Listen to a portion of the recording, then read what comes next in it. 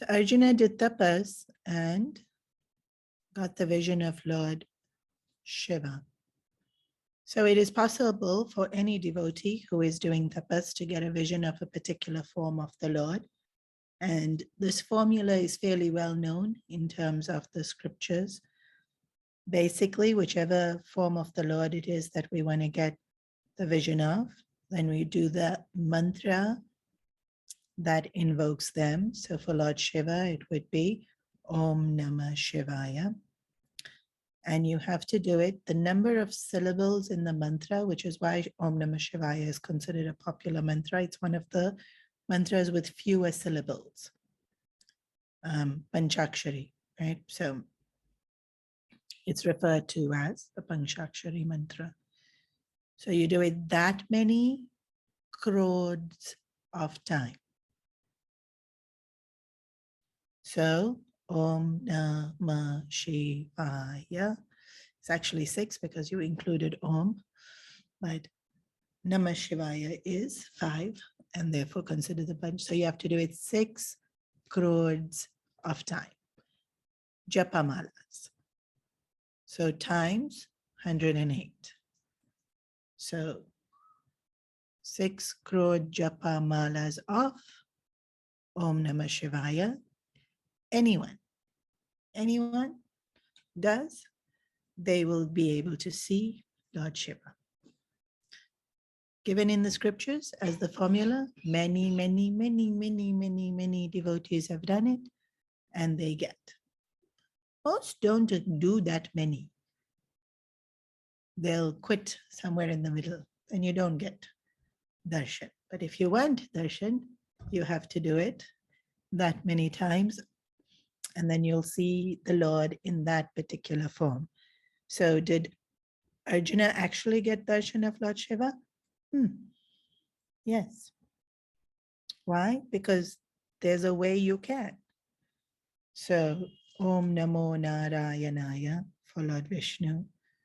And for Krishna's is the tricky. Krishna really plays hard to get. How many syllables? Hare, Hare Rama, Hare Rama, Rama Rama, Hare Hare, times 2. That was 15. So 30 syllables means 30 crores of japamalas of that mantra. You can also do Shri Krishna Sharanam Mama or Om Namah Bhagavate Vasudevaya, which is the one given in the Bhagavatam by Narad Muni. Om Namo Bhagavate Vasudevaya. It's still, still 12 syllables. So now you know why Lord Shiva is so popular.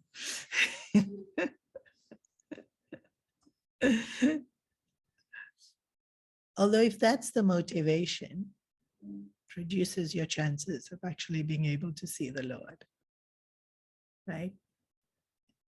Like if I love the Lord and I want to see the Lord, whatever it takes. Like just here on earth, sometimes fans want to go to a concert or want to be able to meet that celebrity. They go through such lengths. Fly to different countries, sleep overnight on the pavement. Then if you want to see the Lord, our sincerity. And so this is what we see with Arjuna, our sincerity. Arjuna was incredibly sincere. So when Lord Shiva leaves, then all the Devatas, one by one. So Kuber comes, Varuna comes, Surya comes, Chandra comes. Each one comes one at a time. So the Devata came, blessed. Did I mention last week that Shiva said he would, you will be victorious? Did I say Shiva said that? So that I did say it, right? So as each Devata comes, and they come one by one because they have to teach him how to use each of these astras. You know, when I was reading the sections, there's so many Devatas come and they each one teaching Arjuna how to use their astra, which basically is mantras. So to release the astra is a mantra, but it's not just one mantra. You have to also know how to call it back and the force. And if you want to use it in a particular way. So each astra will have something like 4, possibly 5 mantras, depending on how you want to use it. So there's an astra that causes rain. Then how heavy you want the rain, how long you want the rain. You need to know the mantras to be able to control it. I think I spoke about this quite extensively last week, that the mantras is, you have to be able to hold that in your mind. So it's literally like you're creating it outside, but you're actually creating it in your mind. And so your mind has to be so strong. And Arjuna is learning. So I was thinking probably the first, like by the time I got to the battlefield, because he learns all of this, and then the battle is something like 3 years later, 4 years later. I'll be thinking, what was that mantra again? Which one? Because there's no mobile phone takeout right in your notes section, which is the mantra for which is, there's no paper, pen, notebook. This, you hear it, you learn it, you know it. And he learned so many in that one day. Like incredible. Like Gurudev also tells this, right? That this Tapanji Maharaj said, yeah, I will teach it once. If you don't remember, I will not teach you anymore. Like after hearing it once, you should just know it. And these are like formulas. Okay, like philosophy, you hear it and you remember it. You may not remember it verbatim, but you understand the essence of it, which is fine. But these are formulas. Mantras are formulas. You have to remember exact. Pronunciation exact, intonation exact. And he's not learning one, he learned it a good 20 that day. Each astra had about 3 to 4 to 5 mantras associated with it. Which one's which? Which one launches the astra? Which one pulls it back? Which one comes to? It's like he remembered everything. So in terms of when we see Arjuna being a fit student, and also more so when usually in Balvihar, when we have to teach single pointedness, our hero to teach single pointedness is Arjuna. Embodiment of single pointedness, Arjuna. There's that story in the beginning of the Mahabharata where Dronacharya is teaching. Did I tell you all the story? Dronacharya calls Duryodhana and says, shoot the eye of the bird who's on the tree, and it's quite far. Like quite far meaning, if I'm sitting here, it would be in the Shangri-La. For those of you who don't live in Hong Kong now, how to explain how far that is? How far is that? 500 meters? Okay.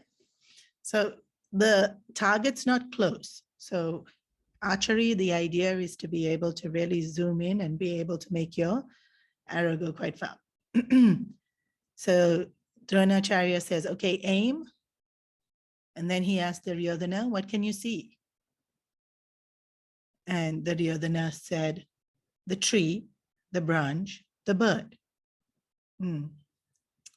Dronacharya shook his head and said, go. Then he called Beam. And Beam thought, Duryodhana didn't do well. So when Dronacharya asked him, what do you see? Beam said, the clouds, the sky, the tree, the birds, the tree behind it. Beam said even more. Dronacharya was saying, shook his head, no. Called Yudhishthira. Yudhishthira said, Yudhishthira was a fairly good student. So he understood the idea was to zoom in on your target. And he said, the branch, the bird, the eye. No, not good enough. Called Arjuna. What do you see? The eye. What else do you see? The eye. Why? Because you have to shoot the eye. Single pointedness. Like Arjuna totally, completely mastered the art of zoning in. What's needed is where his attention was. And so even till today, while we have camps, youth camps, we will use archery as a way to help us develop concentration. Even though it requires other skills also, the main skill really is concentration. And here I had seen this interesting experiment that when I studied psychology, and there's so many experiments done to be able to help people understand the mind and things like that. It used to always trouble me, the efficacy of some of these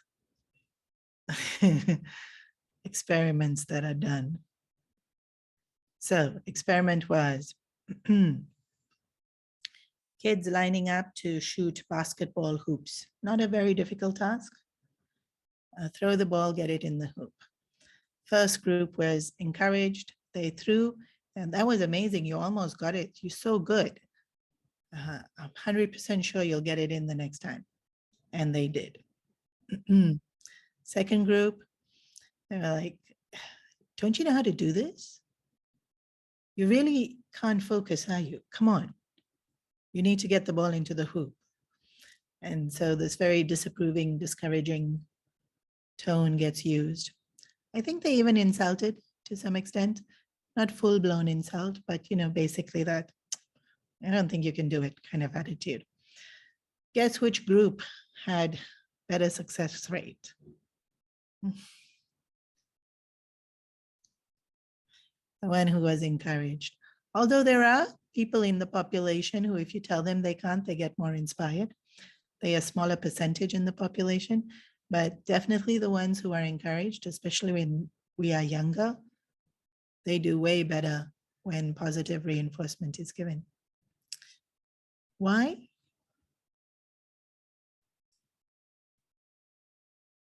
Is it the positive reinforcement?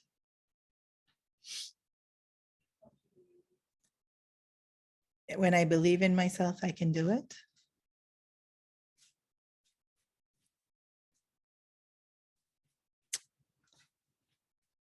When I have negative feedback, I tend to have more thoughts in my mind.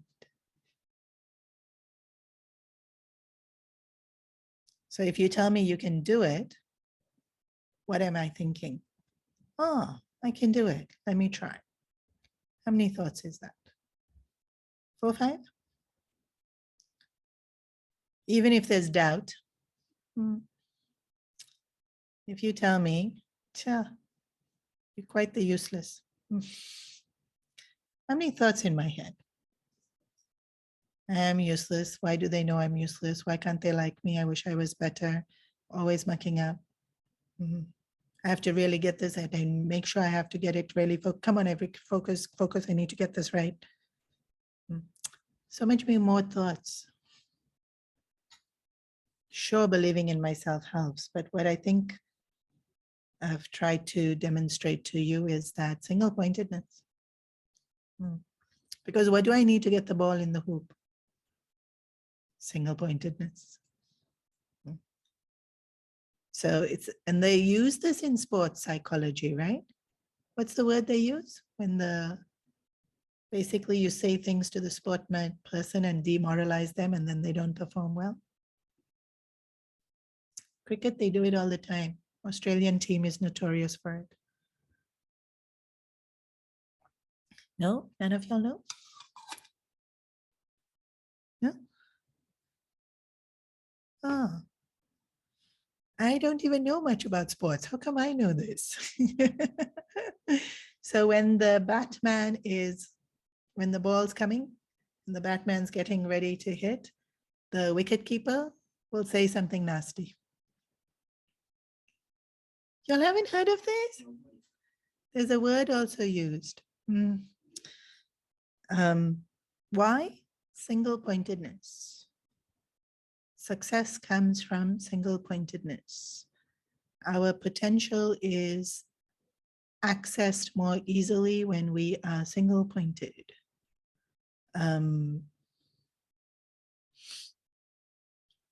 Efficiency is better when we are single pointed.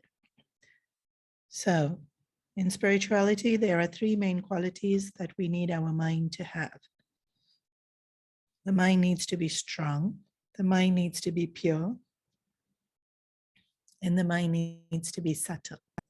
Only then do we progress in spirituality. What's a strong mind?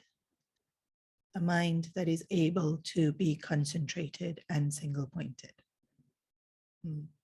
Strong mind is one that won't quit. It's resilient. Why won't we quit? Single-pointed. Until I reach my goal, that's my goal, that's what I have to do. Right? So strong mind doesn't give up. Strong mind is resilient, persistent, determined. But that all comes under the same quality of single-pointed. A strong mind is not easily influenced by outer circumstances. So on the way to the gym, meet my buddies on the road. Happens all the time in TST. Buddies are going for a drink or pizza or come with us. You can exercise later. Good idea. Where do I go? For the pizza. But where was I supposed to be going? Gym. Not very single-pointed, if I can get easily distracted, right? Strong mind does not get distracted. Or if it does get distracted, comes back on track very quickly. Pure mind is one that is filled with love and compassion and is able to practice all the virtues. Subtle mind is one that is able to think in abstract ways. So Arjuna, as we have seen, pure mind. Why? Love for Yudhishthira, willing to do dharma, adherence to whatever Yudhishthira said, adherence to dharma also, respect for saints and sages, elders, we'll see here also in today's stories. Pure mind, cause devotion to the Lord. Completely pure? Well, no, not saint sage pure, but pure. Arjuna's mind is the perfect example of strong mind.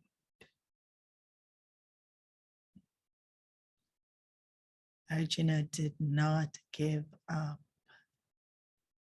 and was able to see it through until he succeeded.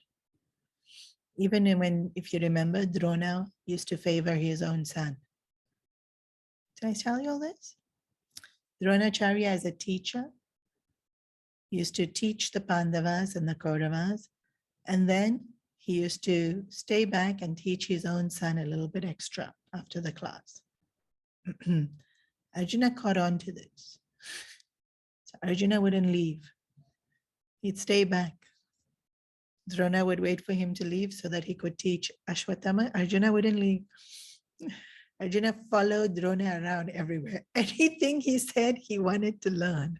And in fact, Ashwatthama wasn't as sincere. So Arjuna ended up learning more than Ashwatthama. And Arjuna ended up learning more than the rest of the Pandavas and Kauravas. Why? This single-pointed. What are you saying? What are you teaching? What more is there to know?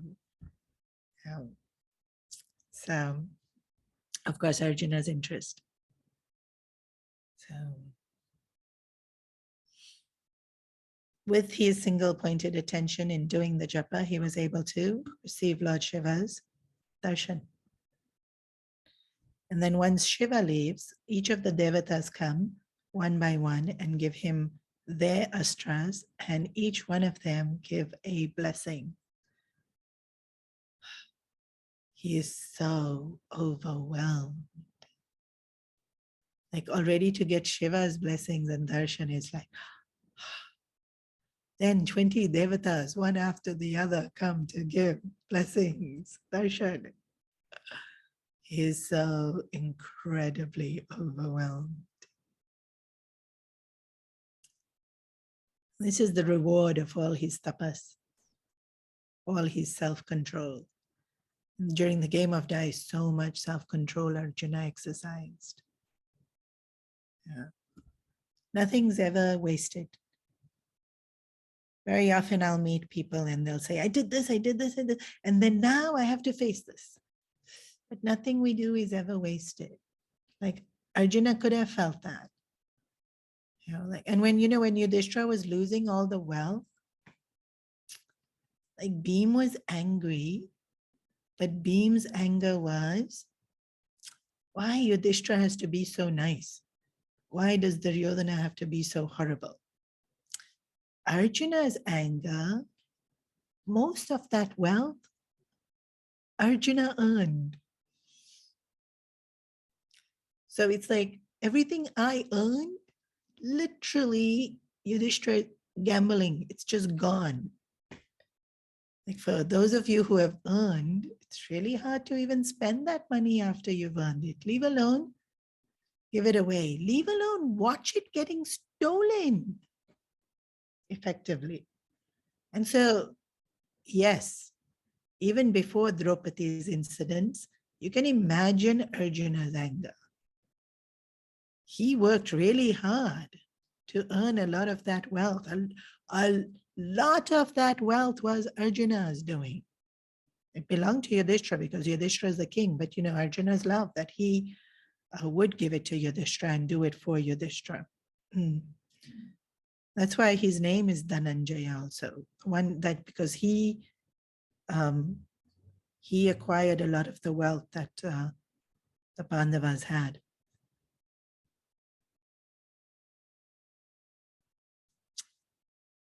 The last Devata to come is Indra. Before I go on with the story, I just want to talk about this word Devata. The Gurudev explains in the Gita, there's many verses in the Gita where it talks about the Devatas nourishing us. And Gurudev will explain that the Devatas, the word Devata means to shine. So last week I spoke about this, that there's these shiny beings that you can see in Mansaroj, who we don't know what they are. And the Gurudev would say that shine here means our senses, because we experience the world through our senses. And so Devatas is that shine, illuminates capacity that the senses have to be able to experience the world. So shine, Devatas shine.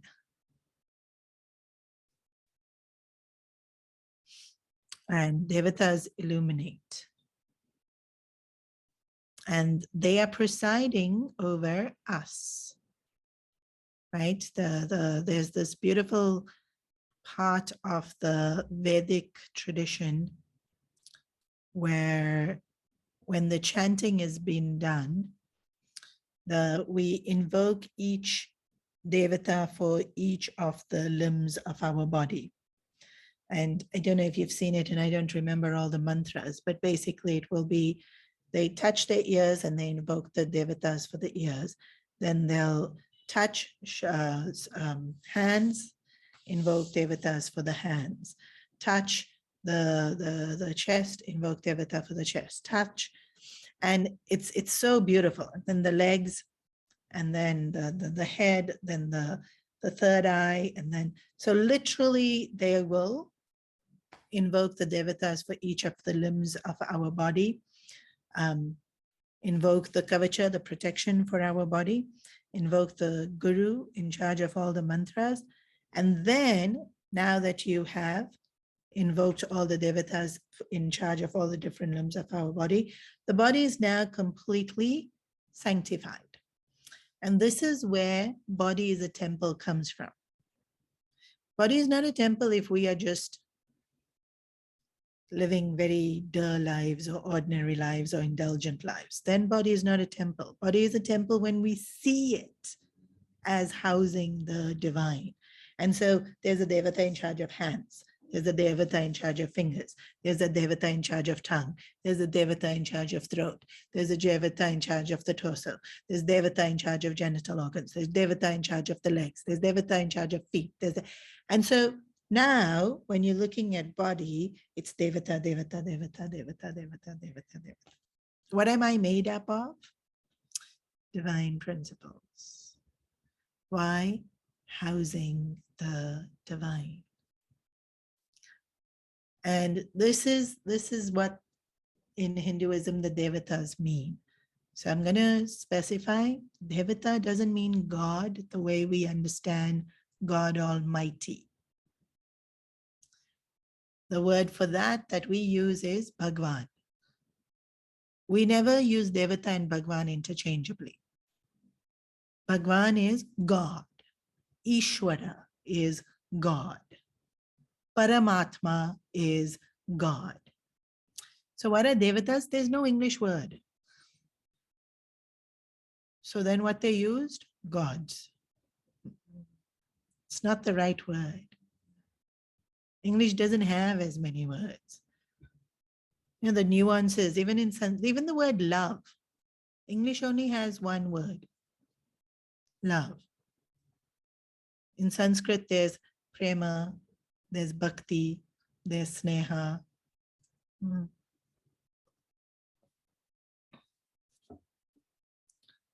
In English, we do use the word deities, but everyday person on the road does not understand what the word deities means. They think it's God, or they think it's the statue in the temple. There's no English word that easily explains what Devatas means.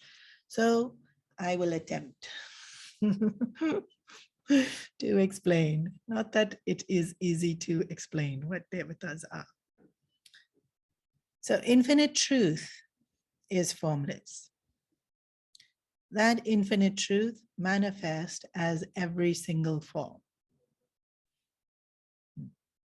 All of us is a manifestation of that one infinite truth.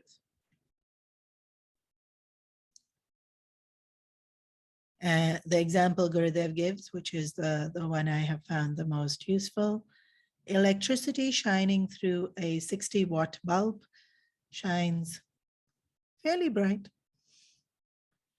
Electricity shining through a 120-watt bulb, brighter.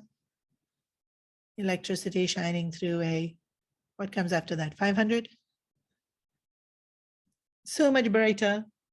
Your 60-watt now it's bright. Not that you can't see it. It's efficient, effective. And then you get those floodlights that they use in sports stadiums. What voltage is that? I don't even know. Let's give number 5,000. It's probably not. I've made up this number, but just for example's sake. So normal, it would be something like plants, animals, no, plants. They shine. They also a manifestation of the divine. They have a certain amount of awareness. Let's say not even 60 watts, less, 20 watts. Then most animals will vary depending on how sattvic they are and how aware they are in how much voltage they have. But let's say the maximum as an animal would be like an elephant, dolphin, horse. Those would be the most sattvic, most aware, most responsive. Horse is incredibly responsive to energy and emotions. I know y'all will say dogs because everyone has this, but they're not the most. They're not the most sattvic also. It's dolphins, horses. Dolphins highly. Can be, personality differences exist. So what am I saying? Let's say they are the 60 watts. Then humans, let's say we are 120 watts. Then Devatas would be, you have 5,000. And God would be the sun. One, it's not fake. Electricity light is fake. Sun is actually proper energy, golden, natural. Of course, there's limitation in this example, but to understand what is Devata, they are beings that shine brighter because of the ability to manifest divinity through them. And how do they manifest this divinity through them? By invoking and in manifesting potential that is there in divinity. So, for example, Navratri starts on Monday, and the first Devi that we worship is Durga. And so Durga is the potential in divinity of strength. So is Durga a person? No. It's a potential in divinity that can exercise at varying capacities. So where do we see strength? So many places. Let's start in nature. Where do we see strength? Waves, wind, sun. Sun is so strong. So, but this potential of strength is Durga. So it's not a person. It's this principle, and it's represented in this deity, Devata, that can express it in the magnitude that we able to appreciate it. So can I express strength? Yeah, I can. I can do plank for 1 minute. I can yell really well. I have the strength of making sure the job gets done. All of us do, right? To what extent will it shine? Will be the extent to which the Devata is functioning or the principle is functioning through me.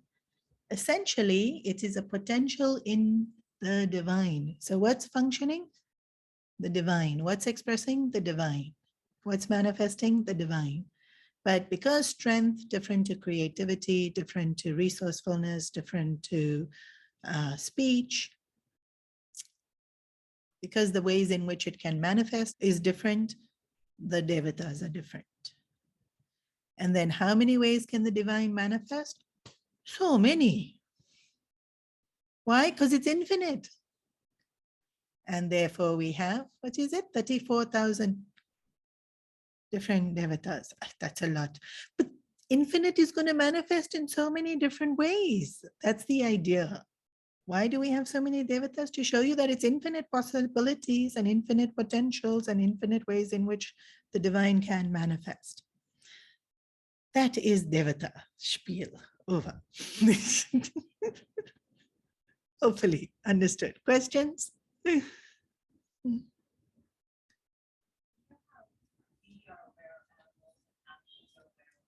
We are aware of animals and animals are aware of us.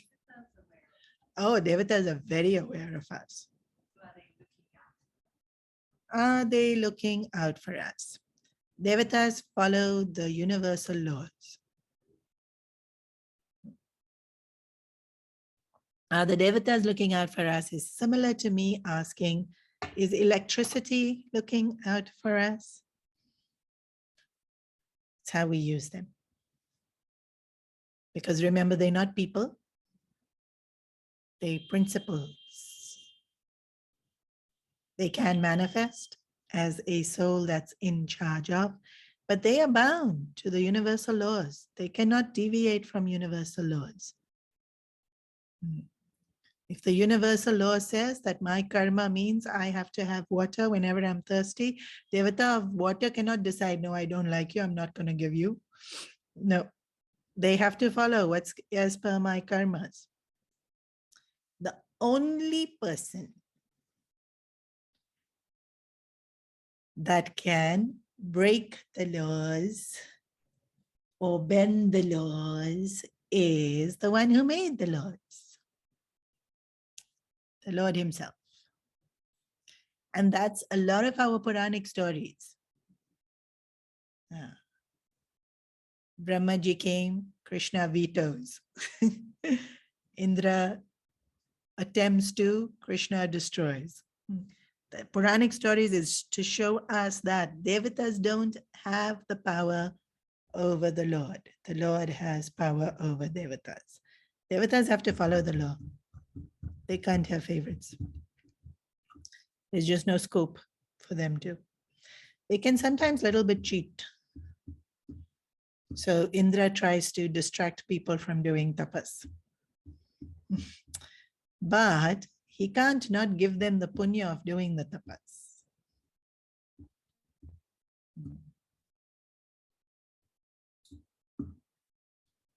Answered? There's one more person that can break the laws. I've mentioned this before. Realized master, Guru, who has become one with God. Interestingly, the ones who can, don't. Because you understand why the laws are there. You won't. They don't break the laws. Okay, any other question?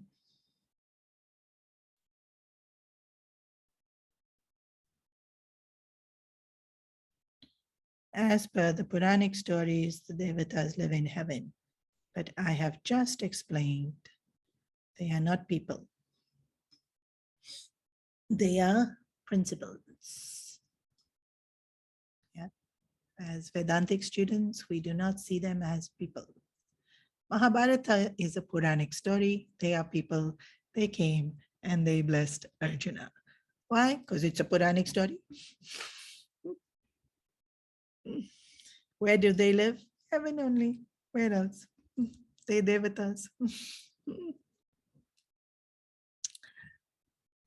Last Devata that comes is Indra, Arjuna's father. And then Indra says to Arjuna, I need your help. Please come up with me to Indraloka, which is heaven. Why do we invoke goddess during Navratri? To get punya? Well, depends why you invoke. People invoke Devis and Devatas for different reasons. Sometimes to get what they want. I want baby, please help me. I want to get married, please help me. I want to get rich, please help me. Sometimes fear, nothing bad should happen in my life, so I am being nice to you. Insurance policy kind of thing. In case God gets angry with me for not praying, I'm praying. Nothing should go bad in my life. I know many, many, many people who pray because of this kind of reason. And then as spiritual students, the one I suggest, recommend, we invoke Devi and Devatas for purity of mind, strength of mind, nobility of heart, dharma, to adhere to dharma. Isn't Indra a Devata too? Yes, Indra is 100% Devata. He was the last Devata to come and bless Arjuna. And then Indra said, please, Arjuna, come up to heaven to help me. Why? There were a few asuras who were causing a little bit of havoc. They had done some tapas. They had gotten boon. No Devata can kill them. Arjuna was skillful enough a warrior to be able to kill these asuras, and he met the criteria of not being Devata. So Arjuna was the fit instrument. Indra said, come, come. Arjuna was more than happy to come because Indra is his father. And then, who doesn't want to go up to heaven? This is also very interesting. Very, very few people can go to heaven while in a human body. Arjuna could. Means purity. Of course, he can't stay there. He had only visitor's pass. He had to come back. Short-term entry, he could go. But there's this two very nice incidences that happen up in heaven.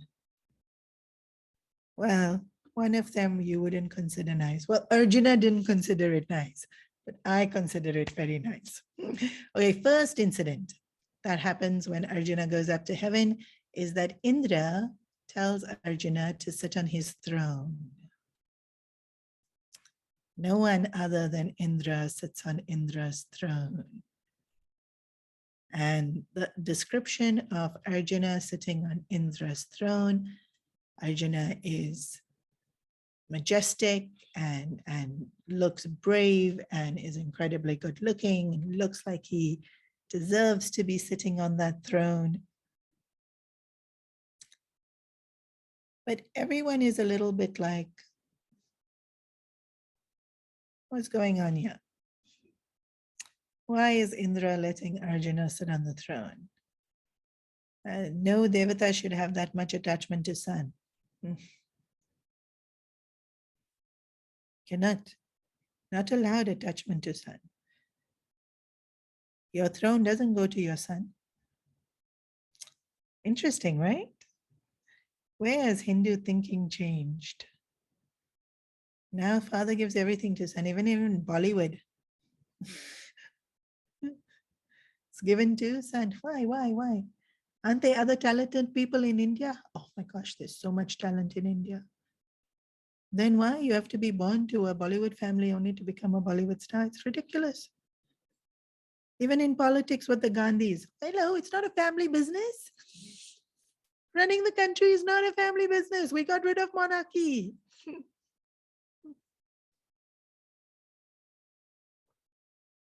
Even in cricket now, this really ridiculous thinking, man.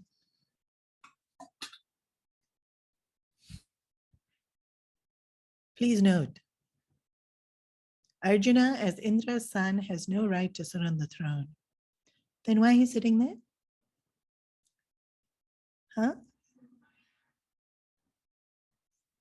Because he has all the qualities? Yes. Arjuna is an avatar of Nara. There are two incredibly great rishis called Nara and Narayana. The names suggest Nara is man, Narayana is God. And so you can take it from that point of view, man and God as man. But actually they were both rishis, incredibly, incredibly pure, strong, amazing beings. And certain rishis, certain souls, certain enlightened beings promised the earth that they would always keep coming back.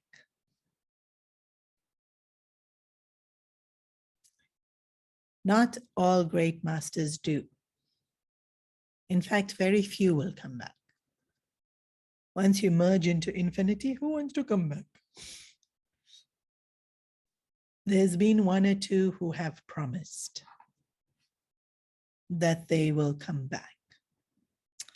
So Nara and Narayana have promised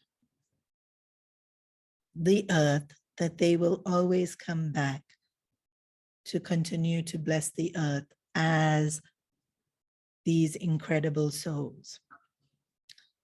So Narayana came as Krishna, and Nara came as Arjuna.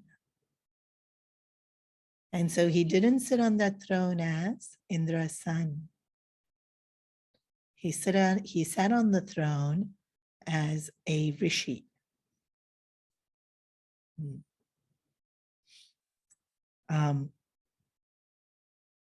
And then the second incident that happens is Arjuna is watching the apsaras dancing. So heaven has apsaras. They dance. Heaven sounds very interesting. Sounds like a 24/7 party because they don't have day and night. So even when, what's his name? Nachiketas goes up to heaven, apsaras are dancing. Like there seems to be no time when apsaras are not dancing in heaven. So who are these apsaras? Incredibly beautiful women. One of them is Urvashi. So there is a story where Arjuna's father is Pandu, Pandu's father is Vichitravir, Vichitravir's father is Shantanu. Is that right? Yes. Shantanu's father is somebody whose name I don't remember. His father is Purvavasa. Purvavasa, who was a king, who becomes Arjuna's what? Great grandfather, was doing tapas. And Indra sent Urvashi to distract him. So Urvashi came and danced for Purvavasa. Purvavasa got completely besotted, infatuated, all his tapas gone for a toss. Him and Urvashi have a life of amazing indulgence, and they enjoy. Purvavasa is besotted with Urvashi. Urvashi is beautiful, she is talented, she's loves the attention. So somebody was pointing out to Arjuna, this is Ramba, this is Samba, this is Urvashi. And then Arjuna thinks, Urvashi, oh, the one who distracted my great grandfather from doing his tapas. And then, you know, when you belong to a family, I don't know if we used to have family dinners, and then the stories used to come out about when this one did that and when that one did that, and then long story about what she wore and how she tossed her hair and all of that. So Arjuna probably heard all these stories. So he's looking at Urvashi, watching her dance, thinking, I can see why great grandfather got really besotted. And he's thinking, but technically she's the lineage. Well, Arjuna wasn't born of the lineage. He wasn't born to Pandu, but they considered themselves to be part of the lineage. And so she's his ancestor. It's like going up to the heavens and you meet the people who were your ancestors. And so Arjuna is a little bit intrigued by all of this. Urvashi notices Arjuna looking at her and misunderstands. Usually when men look at Urvashi, that's what they're thinking. So she assumes that's what he's thinking, but Arjuna was thinking of his great grandfather. He wasn't thinking anything. He wasn't thinking about how attractive she was. I'm sure he noticed, but he wouldn't go there. His mind wouldn't allow him to go there because of the ancestry.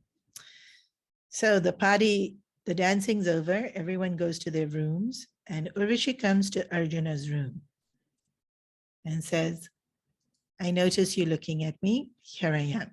And he says, no, you misunderstood. I was thinking of you as a mother, the same way I think of Kunti as a mother, the way I think of Madhavi as a mother. And I was remembering the lineage and I was remembering the stories. I'm so sorry. I didn't mean to give you the wrong idea. You completely misunderstood. And I bow down to you and I seek your blessings. So she laughs. And she says, those things don't apply in heaven. In heaven, we live for really long. So you can't be having this dynamics of mother-son. Everyone's just a soul. There's no such rules. Anyone can be with anyone. And then Arjuna even says, no, but you went Apsara of Indra's court, and Indra is definitely my father. So no, no, no, no. Urvashi says again, this is not how it works in heaven. And then she says something very curious, which it's, I'll tell y'all what she said, and then y'all can decide what y'all think about it. She says, as a woman, I have come full of desire. So as a man, it's your responsibility to fulfill it. This rule definitely doesn't apply to Earth, huh? Maybe in heaven there's such a rule, or maybe under some circumstances there's such a rule, or maybe Urvashi just borrowed dialogue because she wanted Arjuna. Now, lust is an interesting thing. Well, desire is interesting. When we desire something and we don't get it, anger, right? All of us. And it's the simplest thing. I could desire to send a WhatsApp to someone, and just then my battery dies. So irritated. We'll get a desire to make tea, open the fridge, there's no milk. These are not even big desires. Plus, Chamsachui, literally it takes me all of 5 minutes to go down and buy milk. But still irritated. Desire is obstructed for what? 5 minutes. But lust as a desire creates biological changes within us. So, to change the mindset when biology has changed, very hard. That's why it's the last desire to go. Because the biological ripple effect is intense. And then, mind can change, but body doesn't change as fast as mind. Yeah. Unless it's drastic, right? If something really drastic happens, you'll snap out of it really quickly. But everyday stuff, when you're trying not to, but biology is already kicked in. So Urvashi's biology had definitely already kicked in, and Arjuna is saying, no, no, no. So she gets really annoyed and curses him. If you are not man enough to be able to fulfill my desire, there's no point in you being a man. Cursed. Arjuna is horrified.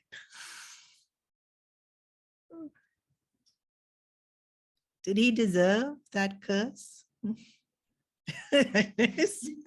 so adamant, you're like, no. Does anyone deserve any curse?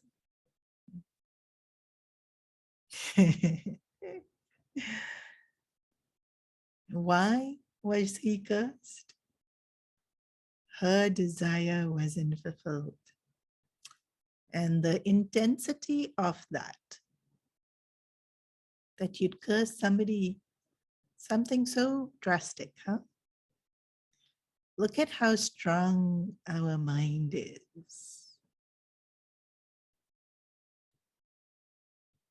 But this is not what is considered a strong mind. Our minds are incredibly strong. But scriptures don't describe this as a strong mind. Arjuna's is described as a strong mind. Here, an incredibly beautiful woman is throwing herself at you. Completely legit, he can take. Strong mind, don't take.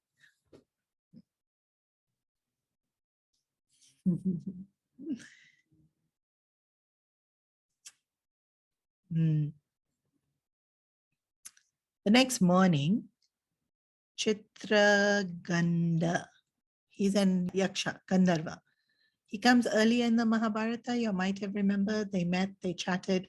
If you don't remember, doesn't matter. He hangs out in heaven because he's a Gandharva. Arjuna is in heaven. They catch up. He comes to see him next morning. How you doing? Whoa, you look as pale as a ghost. What happened to you? In heaven, everyone's very young, very beautiful, very happy. Arjuna's looking like he saw a ghost. This is not making sense. He's in heaven. Why does he look like this? Arjuna tells the whole story, like totally like, I can't believe this has happened. Chitraganda goes and tells Indra. Indra calls Urvashi and says, no, no, no, you cannot curse him like this. A curse cannot be taken back. Why? Words once spoken are spoken. You cannot unspeak something that is spoken. So curse has to be amended. And Indra tells Arjuna, for 1 year, you will have to be in incognito, disguise. Arjuna, where will you hide? The whole world knows you. Literally, the whole world knew Arjuna. Arjuna was super famous. And Arjuna, Nakula Sahadev sat sweetly in the palace in Hastinapur, didn't go very many. Arjuna went so many times on Tirtha Yatra, on this place, on that place, sightseeing. When Ashwamedha Yagna happened, Arjuna fought with so many people. Arjuna's face was very well known. It would have been very, very, very, very difficult for Arjuna to be in hiding. Even that very short time he was in hiding to marry Subhadra, Subhadra figured out who he was.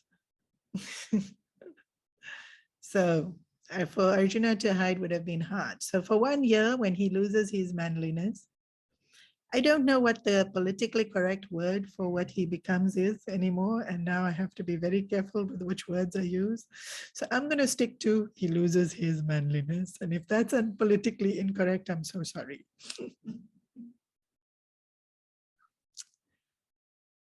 Then Indra tells Arjuna, for you to hide as the word used in the Mahabharata is eunuch, then you need to hide properly. So you need to learn all the different dance forms, how to braid hair, how to wear the costumes, the sari, because if you're going to live like that for 1 year, you need to have all the skill sets. So, we pros at it here in heaven. So just stay another couple of days and learn all these things. So Arjuna did full finishing school.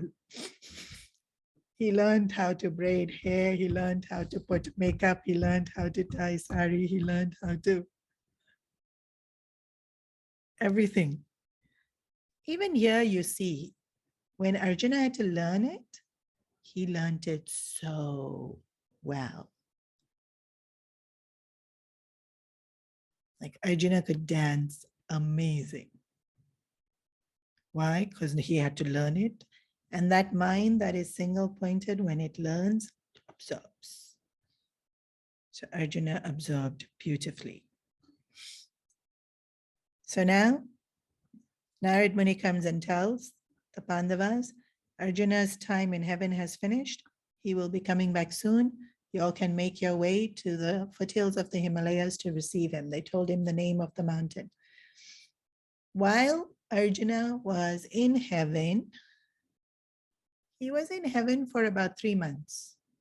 5 years passed on earth. Time moves differently in different dimensions. Scientifically, we know this to be true because if an astronaut goes out in space, time stops for them. We keep aging. Y'all don't know this?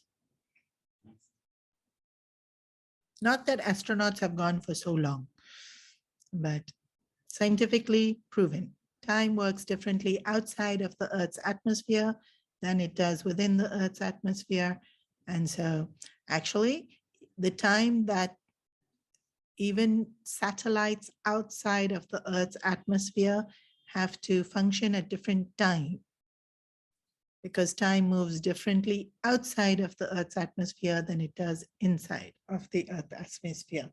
So there's all the studies done in quantum physics about this if you want to learn more. But basically, Arjuna was there for 5 years.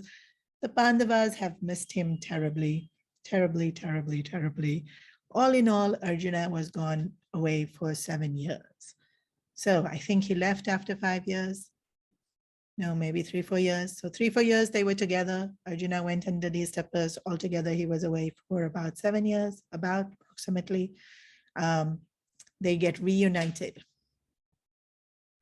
And it's so beautiful. Like it is said that Yudhishthira couldn't stop hugging Arjuna because he had missed Arjuna so much. And Bhim is getting impatient. Like, you stop hugging him now, it's my turn to hug him. Like the love that these brothers had for each other is just, it's so heartwarming to even read this section. And Draupadi Draupadi doesn't mind that she doesn't want to hug him. She has just missed seeing Arjuna. And so the description that Draupadi's eyes were thirsty. And so as she looked at him, she was drinking in the sight of Arjuna. And, you know, this warmth and this incredible sense of connection and affection that we see within the Pandavas is so, so, so beautiful. Just. And so I think I mentioned last week that Duryodhana and Dhritarashtra are sitting in the palace with all this wealth that they have accumulated, and they are so stressed. And he's still jealous because people are still praising Yudhishthira. And so there's this sense of void and empty, even though they have everything that they wanted, right? They wanted to win all that wealth, they have that wealth. They wanted the kingdom, they got the kingdom. But they are so restless in their minds. And then here the Pandavas are at the foothills of the Himalayas. They have nothing. They have that one pot that Draupadi gets food out of. They're wearing bark clothes. They have nothing. And the joy that they feel by just the reunion between their brothers, between the brothers. And so happy, they're so happy that Draupadi says, I don't mind staying in exile longer. Like it's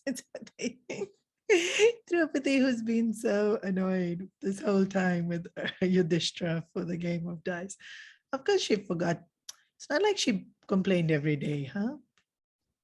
There were days when she was fine and she was very affectionate to Yudhishthira, but every now and then it would come out. And then this Draupadi is also the place where they were, the place that Arjuna did his tapas in the Himalayas is said to be so beautiful that Draupadi, when she gets to that place to see it, she says to Yudhishthira that had we not been sent to exile, we would never have seen all these places and never have come to know all this beauty.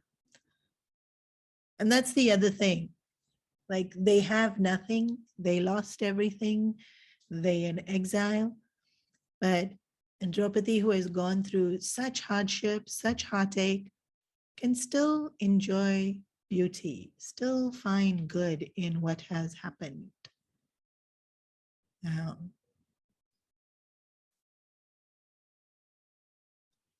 Can still have a heart filled with love. Every now and then she'll get angry again, but you can see that there's this, like, this is really strong mind. Okay? It would be so easy to be bitter after such an incident. But here she is enjoying nature, enjoying being reunited with Arjuna, enjoying Like there's this sense of lightness in when we read this part of the Mahabharata of now. So they've been in exile, what I said, about 12 years are over. No, maybe less, because the little bit more happens, then they have to be in incognito for 1 year. But yeah, close to 11 years of exile has gone over. You've kind of adjusted to this life now. Most of us, we adapt. And there's this lightness in Draupadi. So the Draupadi that you saw after the game of dice that was devastated and traumatized but by now it's all gone. Yeah. And so what was strong mind? The ability to pick ourselves up again. Draupadi was pure. She spent most of her day doing seva. And then sure, this incident happened and her heart became heavy, but she returns. She returns to doing seva all day. She returns to being devoted as a wife. She returns to being able to enjoy and appreciate the blessings in life.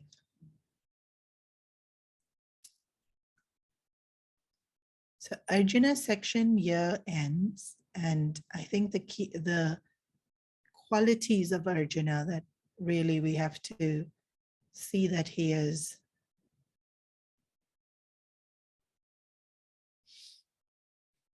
the quality of single-pointedness, that quality of sincerity. The other quality of Arjuna was straightforwardness. So when he talks to Urvashi, very straightforward.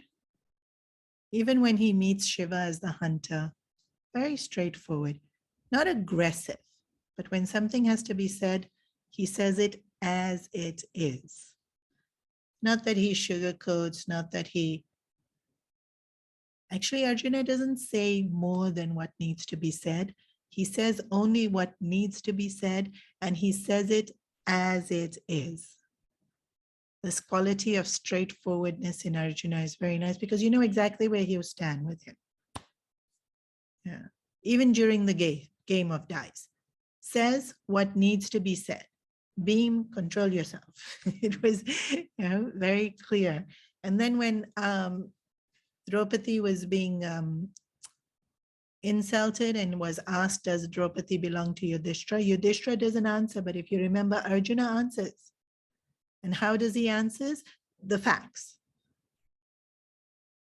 How can anyone belong to Yudhishthira when he no longer belongs to himself? Yeah. Arjuna says that. Like, he's very clear. To be straightforward, you have to be very clear. Straightforward is different to being blunt. Blunt is, I feel this way, I think this way. And then blah, I say what I think or what I feel. Straightforward is, this is how it is.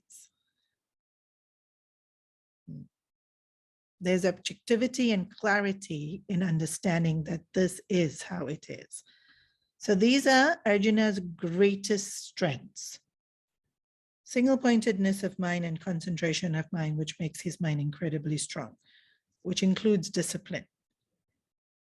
Sincerity of his character and his straightforwardness. Okay. Enough for today. Questions?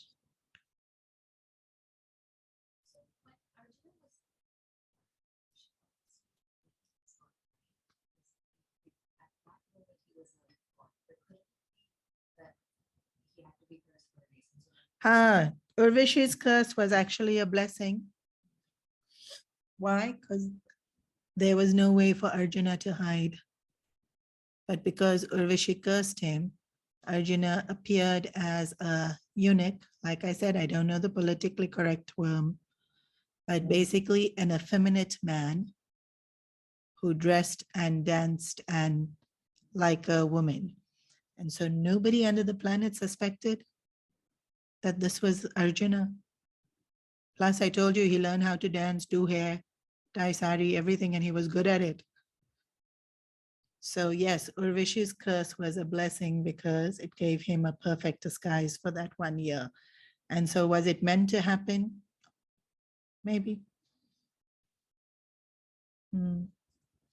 But yes, the Puranic stories definitely show us that what we would consider to be a curse may not be a curse. Very often it's a blessing. Arjuna really enjoys that 1 year. He teaches Uttara, a young princess, who later on becomes his daughter-in-law. So he really treats her as a daughter. In fact, at that end of that 1 year, her father says, I give her to you as your wife. He says, I can't take her as my wife. I've treated her as a daughter for 1 full year. So I'll take her as my son's wife. Hmm. And so year 2, you see Arjuna is very clear in his thinking. And so for that 1 year, while he's teaching Uttara dance and makeup and all of that, he has a ball. He thoroughly enjoys himself.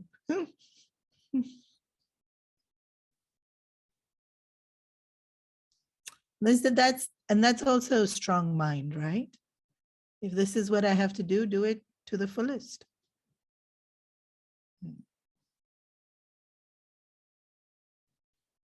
Definitely see that. Mm. And then the last day of incognito with his sari, he goes, takes out the Gandiva bow, goes to battle. It's very cool.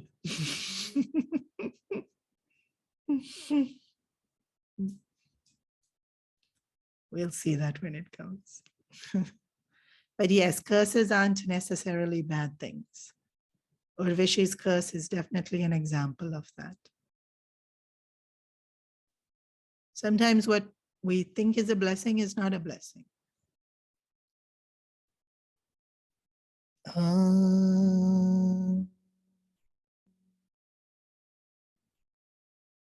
Purnamata Purnamidam Purnat Purnamudachyate Purnasya Purnamadaya Purnameva Vashishyate. Om Shanti Shanti Shanti. Harihi Om Shri Gurubhyo Namaha. Harihi Om.